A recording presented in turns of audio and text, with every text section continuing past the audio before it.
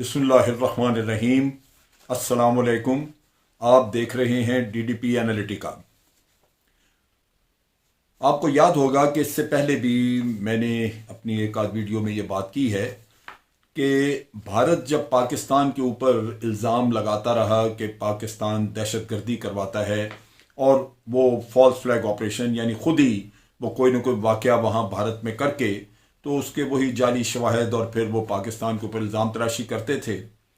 ये सारा कुछ जो था ये एक पॉलिसी के तहत हो रहा था और हमें ये समझना चाहिए कि जब भी फॉल्स फ्लैग ऑपरेशन होते हैं ये basically in support of your foreign policy के ऑब्जेक्टिव होते हैं जिनको हासिल करने के लिए वो आप काम करते हैं।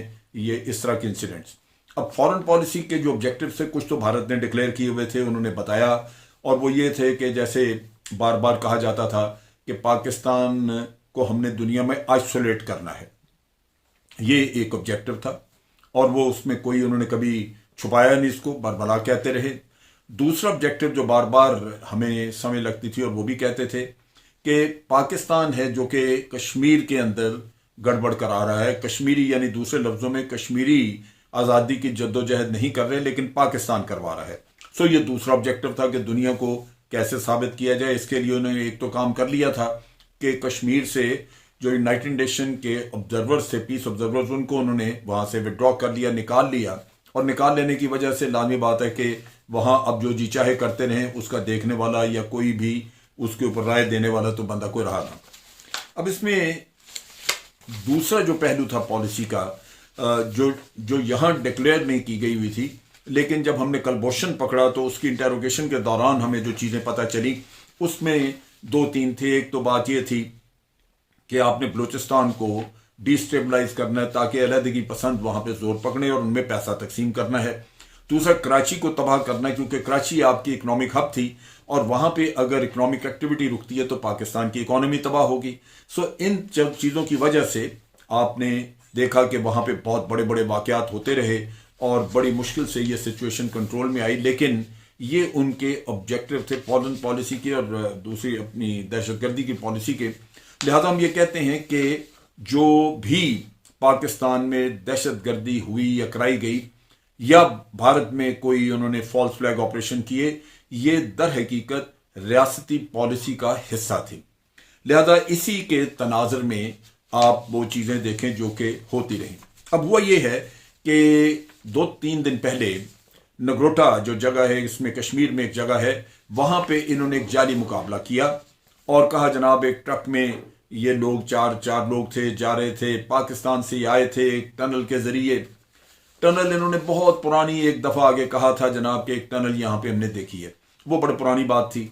अब ये उस ड्रामे को उससे जोड़ा, खुदा जाने वो टनल थी या नहीं, बहरहाल इस ड्रामे को उससे जोड़ा कि ये टनल के ज़रिए आए थे और यहाँ उन्होंने फायरिंग शुरू कर दी जब उन्होंने पुलिस देखी या उनके आर्मी के जवान देखे, और फिर जब रिटेलिएशन हमने की तो वो मारे गए चारों। ये वो जो चारों मारे गए, दर हकीकत ये वो ड्रामा है जो खेला गया, जैसे हम मावराए अदालत कहते हैं।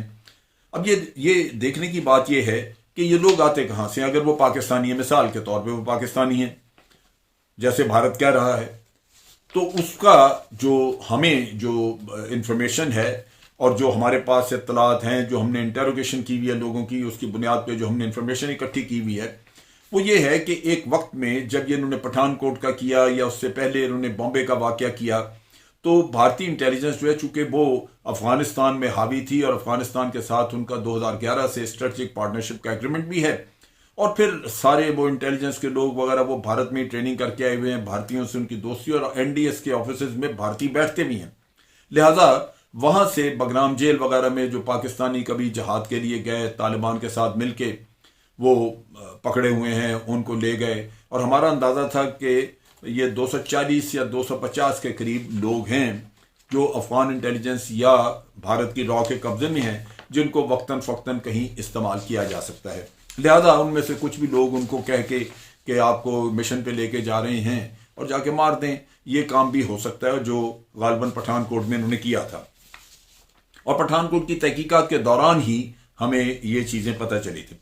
अब बात यह है कि भारत ने ये सारा काम अब पाकिस्तान के ऊपर दोबारा इल्ज़ाम तराशी की। फिर यही नगरोटा के वाक़े का एक डोजियर सा बनाया, यूनाइटेड नेशन के सिक्योरिटी काउंसिल के जो ममालिक हैं उनको इकट्ठा किया, उनके सफ़ीरों को, उनको डोजियर दिया, उनको झूठ सच की ब्रीफिंग दी, मुकम्मल झूठ। यानी ये एक ऐसी चीज़ है मुसल्लमा कि पाकिस्तान ने कत्तन वहाँ पे किसी को 2003 के बाद पाकिस्तान से लोग गए ही नहीं वहाँ पे। इन्होंने फेंस लगाई, अगर फेंस इनकी इफेक्टिव नहीं तो अपने लोगों को पकड़े जो पैसे खा गए फेंस लगाने में, वरना तो फेंस है 3 लेयर्स में लगी हुई, सेंसर लगे हुए हैं, उसके ऊपर कैमरे लगे हुए हैं, सवाल ही पैदा नहीं होता कि कोई वहां से गुजर सके। लेकिन ये दुनिया को धोखा देते हैं और इसी तरह इन्होंने ऑब्जर्वर्स भी चूंकि हटा दिए हैं तो कोई तहकीक हो नहीं सकती। उनको डोजियर भी दिया। अब जब ये भारत ने ये कार्रवाई की तो फॉरेन ऑफिस ने फौरन रिजेक्ट किया और हमारे फॉरेन ऑफिस ने कहा कि जनाब ये झूठा डोजियर है, शवाहद कोई नहीं। भारत की ये आदत है कि वो फॉल्स फ्लैग ऑपरेशन करते हैं और फिर एक डोजियर से तैयार करके तो उसको फैलाना शुरू करते हैं। ये सारा वाकया या जो कुछ भी अब भारत कर रहा है, इसने एक अपनी एक्टिविटी तेज की है, ये दर हकीकत उस डोजियर का रिएक्शन है जो पाकिस्तान ने दिया। अब पाकिस्तान ने एक डोजियर, कुछ दिन पहले हमारे फॉरेन मिनिस्टर और DGISPR बैठे थे और इन्होंने एक डोजियर जो पढ़ के सुनाया और लोगों को उसमें तमाम वो रसीदें जो भारत पैसे भेजता रहा वो बैंकों से डॉक्यूमेंट्स ली हुई हैं। उसके अलावा आप देखिए तो वो ऑडियो टेप्स भी हैं, वीडियो टेप्स भी हैं। यानी वो कुछ है जो कि कोई इनकार नहीं कर सकता, कोई झुठला नहीं सकता। लाजमी बात है कि जब इतने बड़े शवाहिद सामने आ गए तो फिर भारत के पांव से जमीन निकली। अब पाकिस्तान ने सिर्फ यहां बात नहीं छोड़ी, पाकिस्तान ने यूनाइटेड नेशन के सेक्रेटरी जनरल को भी ये दिया डोजियर। उसके अलावा उन्होंने यूनाइटेड नेशन के सिक्योरिटी काउंसिल के जो परमानेंट रुकन है उनको भी दिया, ब्रीफिंग्स भी यहां पे की और पाकिस्तान इसके बारे में मजीद भी कार्रवाई कर रहा है। अब ये जो चीज़ है इसने भारत को एकदम से हिला के रख दिया और फिर जब पांव से जमीन सरकी तो उसके बाद फिर ये काम शुरू किया दोबारा और ये झूठ झाट बोलने का। और पाकिस्तान लगातार बार बार कह रहा है दुनिया को कि ये फॉल्स फ्लैग ऑपरेशन करेंगे। जब भी कभी कोई ऐसा ऑपरेशन करें, कुछ ऐसी बात हो तो फौरन इसकी तहकीकात जो है वो गैर जानिबदाराना होनी चाहिए ताकि भारत का झूठ खोला जा सके।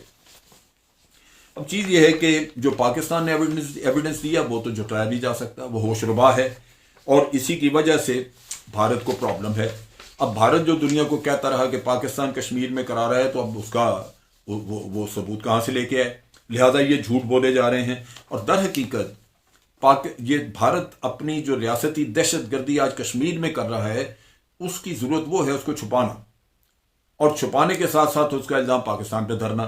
सो ये एक काम जो है वो किया जा रहा है।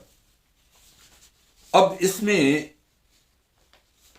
भारत रोजाना कोई नई कहानी घड़ेगा, कोई नया एविडेंस, कोई नया फजूल सा इसी तरह का झूठ सच निकाल के और वो दुनिया के सामने रखेगा।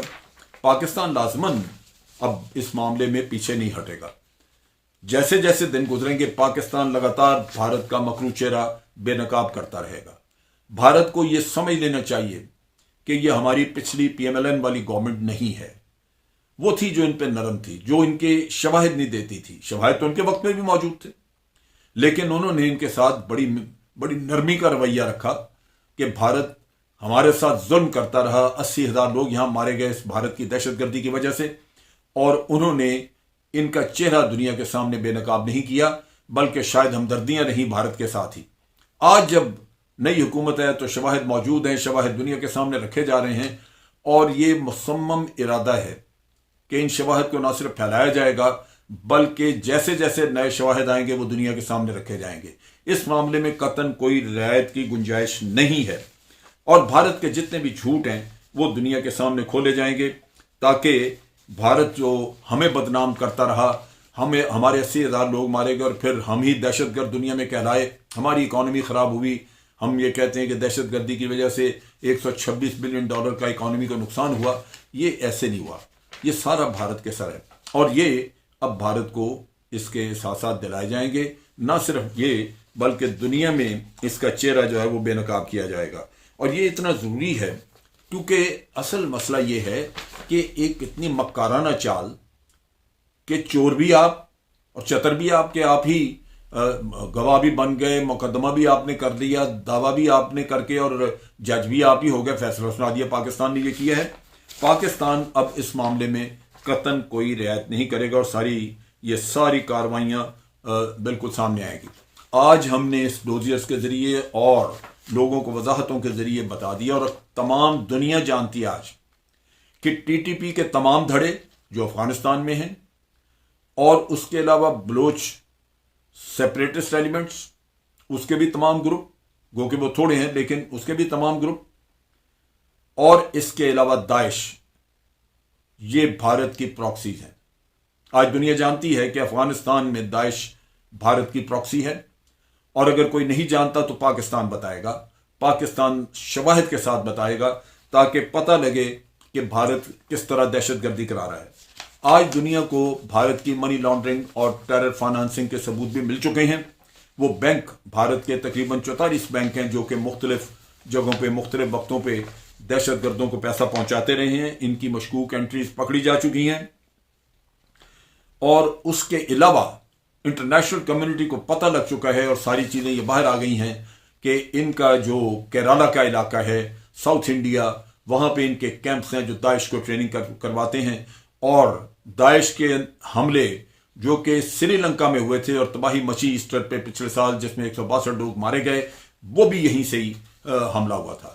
یعنی دوسرے لفظوں میں بھارت نہ صرف پاکستان بلکہ ہر ہمسایہ ملک میں کوئی نہ کوئی شیطانیت کرتا رہا ہے، دہشت گردی کرتا رہا ہے۔ اب یہاں پہ صورتحال یہ ہے کہ بھارت کا سب سے بڑا فوکس اس وقت پاکستان کا سی پیک ہے، اور میں یہ پاکستانیوں کو پورے وثوق سے بتاتا ہوں کہ بھارت باز نہیں آئے گا، لہذا آپ کو ہر پاکستانی کو ایک سپاہی کا رول ادا کرنا ہے۔ یہ سی پیک ہمارے ارادے، مصمم ارادے کا امتحان ہے، اور ہم نے بنا کے چھوڑنا ہے انشاءاللہ۔ یہ ذہن میں رکھیے کہ یہ گلگت بلتستان میں جو یہ بھی آگ لگی اور جو کچھ ہوا، یہ اس طرح کے شیطانی کام کروائیں گے۔ بھارت اس کے علاوہ آزاد کشمیر میں بھی ہو سکتا ہے کہ کچھ گڑبڑ کرانے کی کوشش کرے۔ بکاؤ ایلیمنٹ مل جاتے ہیں ہر جگہ، کوئی نہ کوئی وطن فروش انسان مل جاتا ہے جو اپنے ہی وطن جو کہ ماں ہے اس کے خلاف وہ اس طرح کی حرکتیں کرتا ہے، اور پھر آپ دیکھیں گے کہ یہ لوگ پکڑے جائیں گے۔ ان کا کوئی ایسا نہیں ہے کہ پاکستان جو ہے وہ بے دست و پا ہے، وہ نہیں ہے۔ اب اس کو اس تناظر میں بھی دیکھیے کہ جو بھارت شیطانیت کر رہا ہے ایل او سی کے اوپر، روزانہ بہت بڑے بڑے واقعات ہو رہے ہیں جن سے بیچارے سولین مارے جاتے ہیں، سولینز کا نقصان بہت ہوتا ہے۔ پاکستان اس کو بھی کاؤنٹر کرے گا۔ اب آپ دیکھیے کہ کور کمانڈرز کانفرنس تھی، اس میں برملا اعلان کیا گیا کہ ان چیزوں کو اب آسان نہیں لیا جائے گا، پاکستان اس کا بہت بھرپور جواب دے گا، اور پاکستان پورے مصمم ارادے کے ساتھ جواب دے گا، پہلی بات۔ دوسری چیز یہ ہے کہ کوئی بھی رخنہ اندازی سی پیک کے معاملے میں برداشت نہیں کی جائے گی۔ نہ صرف بھارت کو دنیا میں بے نقاب کیا جائے گا بلکہ سی پیک کا مکمل دفاع کیا جائے گا۔ اکانومی کو نقصان پہنچانے کے لیے بھارت کے شیطان لوگ، جو انفارمیشن میرے پاس ہے اس کے مطابق آپ دیکھیں گے کہ مختلف شہروں میں مختلف جگہوں پہ آپ کے ایکسپورٹ میٹیریل کے گوداموں کو آگ لگائی جا رہی ہے۔ یہ کراچی میں بھی ہو رہا ہے، یہ ملتان میں بھی ہوا ہے، اور جگہوں پہ۔ یہ ان کی تحقیقات ہونی چاہیے، اور اس کی تحقیقات اینٹی ٹیرر فورسز کو، ہمارے جو انٹیلیجنس کے ادارے ان کو کرنی چاہیے، اور وہ کر کے تو ان لوگوں کو کیفر کردار تک پہنچائیں اگر کسی ایسے ایلیمنٹ کا ہاتھ ہے۔ آخر میں یہ بات کروں گا کہ آج ایک بہت اچھا قدم اٹھایا گیا جہاں پہ آپ نے انٹیلیجنس ایجنسیز کو اکٹھا کر کے، اکٹھا ان وے کہ انٹیلیجنس ایجنسیز تو علیحدہ علیحدہ کام کرتی ہیں لیکن ان کا ایک کوآرڈینیٹنگ ہیڈ کوارٹر بنا دیا جو کہ ڈائریکٹر جنرل ISI اس کو چیئر کریں گے۔ اس کا مطلب یہ ہے کہ پاکستان کے پاس جو بھی انٹیلیجنس انفارمیشنز آتی ہیں مختلف جگہوں پہ، مختلف ہماری انٹیلیجنس ایجنسیز کے پاس، وہ ساری ایک جگہ اکٹھی ہو کے تو آپ کو ایک مکمل پکچر دیں گی، استعمال ہو سکیں گی۔ یہ بہت اچھا قدم اٹھایا گیا ہے اور اس سے بڑا ایفیکٹو استعمال ہوگا، اور اسی قدم کے ناطے آپ کو نہ صرف دہشت گردی کے خلاف بہت مدد ملے گی بلکہ بھارت کا مکرو، کالا، بدنما چہرہ آپ کو دنیا کو دکھانے میں آسانی رہے گی۔ افواج پاکستان زندہ باد، پاکستان پائندہ باد۔